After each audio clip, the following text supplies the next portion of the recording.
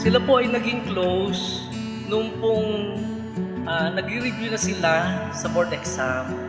At ito sa pamamagitan ng biruan at kantsawan. Ito po ang ginamit ng Diyos para sila ay paglipitin, para ang kanilang puso ay maging bukas sa isa't isa. At ang napakahalaga nilang sabi, ang Diyos ang may akda ng kanilang pagmamahalan.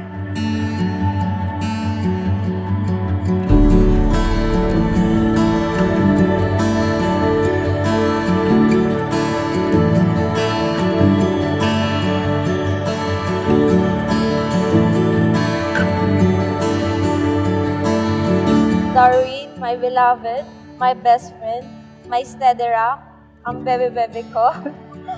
We knew each other for exactly 8 years now. I fell in love with you because you are true to your word and consistent as ever with your promises. But what made me love you even more was how you treat people around you. Today, I stand before my family, friends, and God to marry the woman who's been there for me through my highs and lows, the woman who I'd love and cherish from here on out. I know it sounds cheesy, but it's true. Kayo ay pinili at tinawag ng Diyos para maging isa pamula ngayong araw na ito at habang buhay.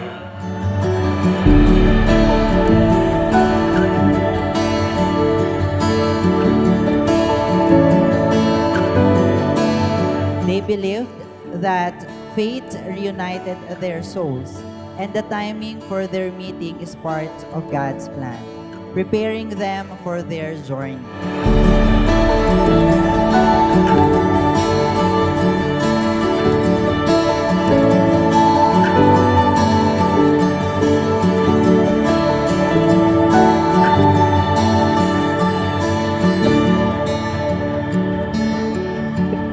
To my handsome groom.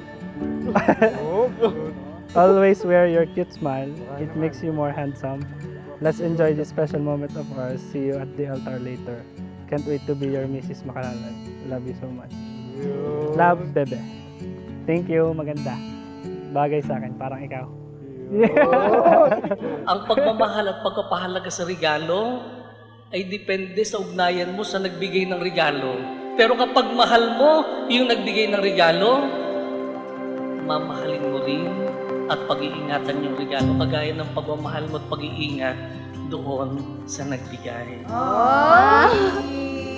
Hi, Mahal. I hope you enjoy our first day as a married couple. Also, I hope you like my gift for you. Nung nakita ko ito, isip ko bagay na bagay sa ito. I love you, your husband. I've been searching my whole life for you. I have always been in awe of how strong you are, but how soft you could also be. You have so much love in your heart. Thank you for loving me without asking so much from me. I didn't know that I could be loved the way you love me. You are more than what I asked for. I never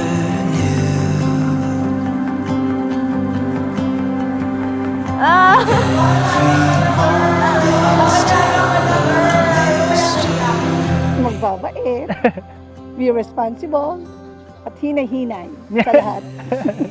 As Shania Twain puts it, looks like we made it. But no, I know we haven't made it yet. We're just starting a new chapter of our lives. Maybe decades down the line, when our kids are who they want to be, where they want to be, and I'm just beside you, appreciating your gray hairs and time-kissed skin, only then can I truly say that we made it.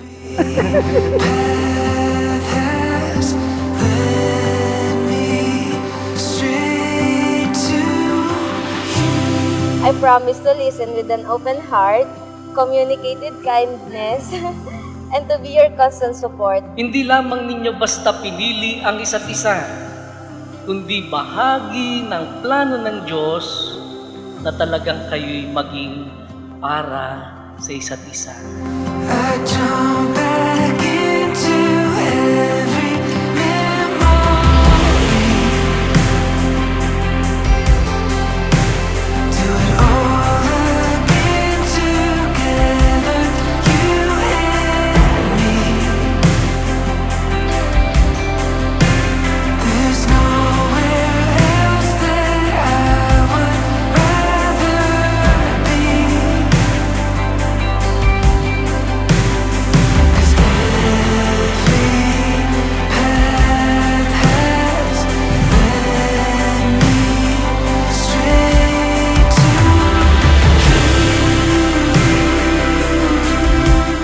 handa ba kayong gumanap sa inyong pananagutan sa simbahan at sa bayan na umaasang inyong arugain ang mga supling na ipagkakaloob ng buong may kapal upang sila inyong palakihin bilang mabubuting mamamayang Kristiyano?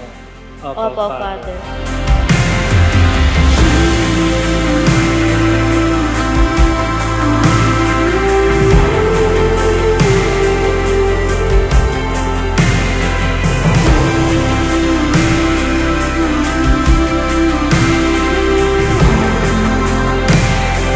has led me straight to